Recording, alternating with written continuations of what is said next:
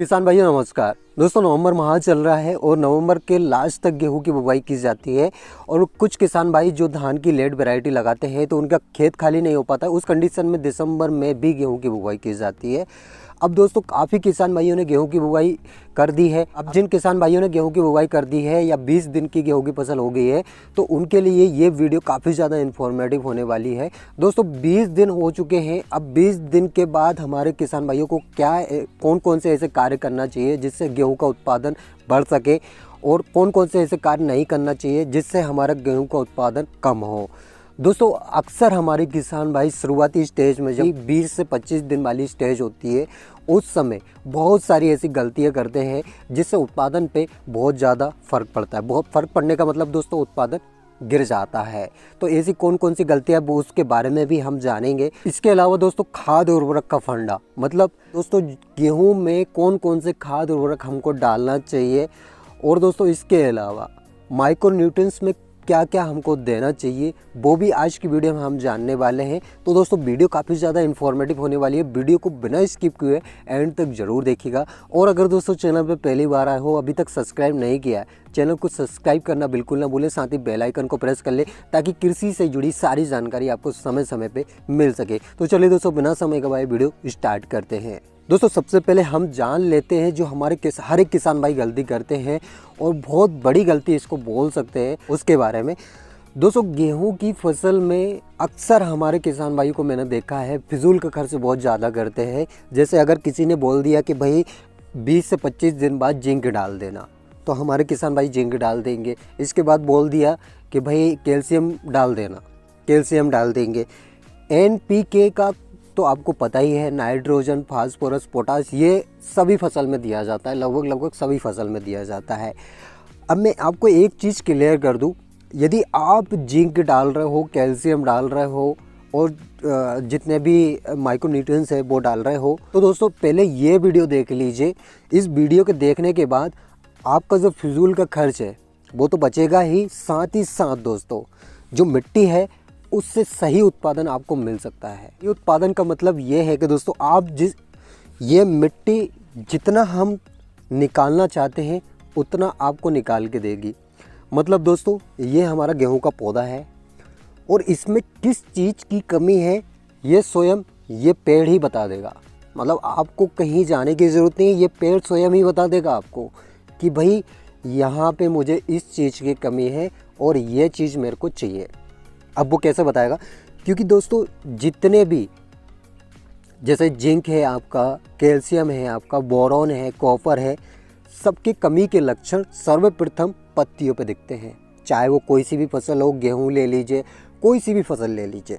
मतलब अगर इसमें जिंक की कमी है तो सर्वप्रथम लक्षण इसकी पत्तियों पे दिखेंगे। मतलब दोस्तों कोई सी भी आप फसल ले लीजिए, सबसे पहले जिस चीज़ की कमी है वो पत्तियों पे आपको दिख जाएगी। पत्तियों पे आपको कैसे दिखेगी उसके बारे में भी मैं बताऊंगा। अब ये मिट्टी है दोस्तों, इसमें हम जिंक डाल रहे हैं, कॉपर डाल रहे हैं, मैग्नीशियम डाल रहे हैं, ये सब डाल रहे हैं, लेकिन हमको इसकी एक्चुअल कंडीशन नहीं पता कि इसमें जिंक कितने % में है, कितनी कमी है और कितनी कमी नहीं है, ये हमको नहीं पता। अब वो पता कैसे चलेगा? मिट्टी परीक्षण से।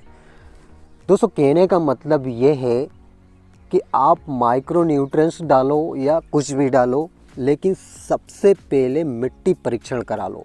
मिट्टी परीक्षण करा लोगे तो आपको इसकी कंडीशन पता चल जाएगा कि इसमें कौन सी चीज़ की कमी है और कौन सी चीज़ की कमी नहीं है।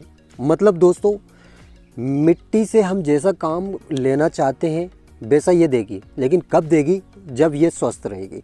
स्वस्थ रहने का मतलब है दोस्तों ये इसका हमको नहीं पता कि ये क्षारीय मिट्टी है या अम्लीय मिट्टी है, इसका pH कितना है और जो हमारी गेहूं की जो हमने फसल लगाई है वो कितने pH वाली मिट्टी में लगाई जाती है ये भी हमको नहीं पता, क्योंकि हमको मिट्टी की एक्चुअल कंडीशन तो पता ही नहीं है कि ये अम्लीय है या क्षारीय है। और गेहूं कितने pH वाली मिट्टी में लगाया जाता है ये भी हमको नहीं पता। अब इसमें जिंक की कितनी मात्रा है, कितने % की कमी है, कितना ज़्यादा है ये भी नहीं पता। मैग्नीशियम का हमको नहीं पता, बोरोन का हमको नहीं पता। हमसे दोस्तों कोई भी बोल देता है कि गेहूं की फसल में 20 दिन बाद आप जिंक का छिड़काव कर देना। ठीक है, हमने कर दिया, लेकिन हमारी मिट्टी में जिंक की कमी है ही नहीं, तो अब जो छिड़काव किया है उसका कोई मतलब नहीं होगा। तो कहने का मतलब ये है कि दोस्तों जो आप फिजूल का खर्च कर रहे हैं वो आपका बच सकता है सिर्फ मिट्टी परीक्षण से। मिट्टी परीक्षण आप करा लोगे तो आपको लाभ मिलेगा, और वो कहाँ मिलेगा? फसल उत्पादन में। अब जिंक वगैरह हम छिड़काव करते हैं और ठीक है करते हैं, लेकिन आपको एक और चीज़ बता दूं, ये जितने भी पोषक तत्व है और इनकी कमी के लक्षण सबसे पहले हमारी फसल की पत्तियों पे दिखते हैं। मतलब दोस्तों यदि आपको नहीं पता है कि हमारी जो फसल है उसमें जिंक की कमी से पत्तियां सूख रही है या इसमें जिंक की कमी से हमारी फसल में नुकसान हो रहा है, तो मैं आपको ये चीज़ स्पष्ट कर देता हूँ, जितनी भी पोषक तत्व हैं सबकी कमी के लक्षण सबसे पहले जो हमारी फसल है उसकी पत्तियों पे आपको दिखते हैं। अब वो किस टाइप से दिखते हैं वो मैं नेक्स्ट वीडियो में बताऊंगा, डिटेल में आपको बताऊंगा कि कौन से पोषक तत्व की कमी से कौन सा लक्षण आपको दिखता है और कौन सी पत्ती पे दिखता है और कहाँ पे दिखता है। मतलब दोस्तों पत्ती के ऊपरी हिस्से पे दिखता है या पत्ती के नीचे हिस्से पे दिखता है, वो मैं आपको डिटेल में जानकारी दूंगा। लेकिन सबसे पहला काम आपका ये है कि आपको मिट्टी परीक्षण करवाना है, और मिट्टी परीक्षण कराने के बाद आपको जो भी पोषक तत्व की कमी लगती है मिट्टी में वो आपको डालना है। गलत चीज़ आपको नहीं डालना है। मतलब आपको यदि कोई बोलता है कि जिंक आपको मतलब दुकानदार भी ऐसे बहुत सारे हैं जो माइक्रोन्यूट्रिएंट्स के नाम पे बहुत लूटामारी कर रहे हैं दोस्तों। माइक्रोन्यूट्रिएंट्स में आपको कुछ भी थमा देंगे कि भाई साहब इससे ये होगा वो होगा, लेकिन आपको इन सब के चक्कर में नहीं आना है। आपको सबसे पहले मिट्टी परीक्षण करवाना है। यदि आप एक अच्छी खेती करना चाहते हैं, गेहूं की फसल से अच्छा उत्पादन लेना चाहते हैं, तो ये दोस्तों नॉर्मली है। आप कहीं भी जाओगे 4-5 जगह से आपको मिट्टी उठा के ले जाना है खेत में से, 4-5 जगह जगह से मिट्टी उठा लेना है और उसको मिट्टी परीक्षण केंद्र पे ले जाना है। वहाँ पे आपको निःशुल्क मिट्टी परीक्षण किया जाएगा, उसमें आपका कोई भी खर्च नहीं होगा। परीक्षण की जो रिपोर्ट आती है अकॉर्डिंग आप जो भी डालना है वो डालें। अदरवाइज़ दोस्तों जैसे पहली सिंचाई में यूरिया का छिड़काव किया जाता है तो वो नॉर्मली किया जाता है। अब पहली सिंचाई में हमारे काफ़ी किसान भाइयों को मैंने ये देखा है कि नैनो यूरिया का छिड़काव करते हैं, वो भी मैं आपको समझा देता हूँ दोस्तों। नैनो यूरिया का आप छिड़काव कर रहे हैं पहली सिंचाई मतलब CRA स्टेज में 21 दिन में जब हम पहला पानी लगाते हैं, तो उस समय यदि आप नैनो यूरिया का छिड़काव कर रहे हैं तो बिल्कुल मत करिए। क्योंकि नैनो यूरिया कहाँ लगता है? पत्तियों से हमारी फसल में लगता है। अब ये जो जगह खाली है, मतलब 21 दिन में आप देखोगे काफ़ी जगह खाली रहती है। अब खाली क्यों रहती है? क्योंकि पत्तियां इतनी जगह नहीं घेर पाती है, उस समय हमारी फसल जो है छोटी रहती है। अब जो नैनो यूरिया का आप छिड़काव करोगे वो पत्तियों पे तो बहुत कम लगेगा, जो खाली जगह पड़ी है उस पे ज़्यादा जाएगा। तो मिट्टी पे तो आपका नैनो यूरिया काम नहीं करेगा। अब नैनो यूरिया कब काम करेगा? जब फसल की पत्तियों पे गिरेगा या पेड़ पे गिरेगा, तब नैनो यूरिया काम करेगा। और ये सब दोस्तों नैनो यूरिया मैं नहीं मानता मतलब इतना ज़्यादा काम करता है। लेकिन हाँ, यदि आप छिड़काव करना चाहते हैं तो पहली सिंचाई में आप बिल्कुल नैनो यूरिया का छिड़काव ना करें।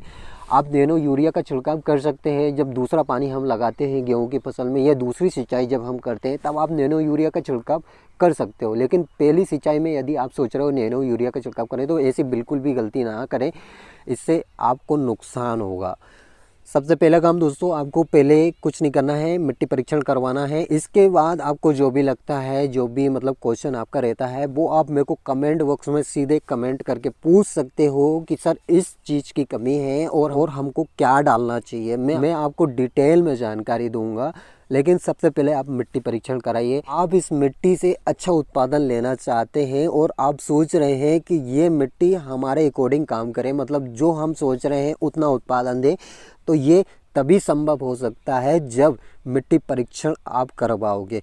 क्योंकि इस समय आप कुछ भी डाल दीजिए, आप जो सोच रहे हैं वो उत्पादन आपको नहीं मिलेगा। तो सबसे पहला काम दोस्तों आपको मिट्टी परीक्षण करवाना है। तो आई होप दोस्तों आपको ये वीडियो पसंद आई होगी।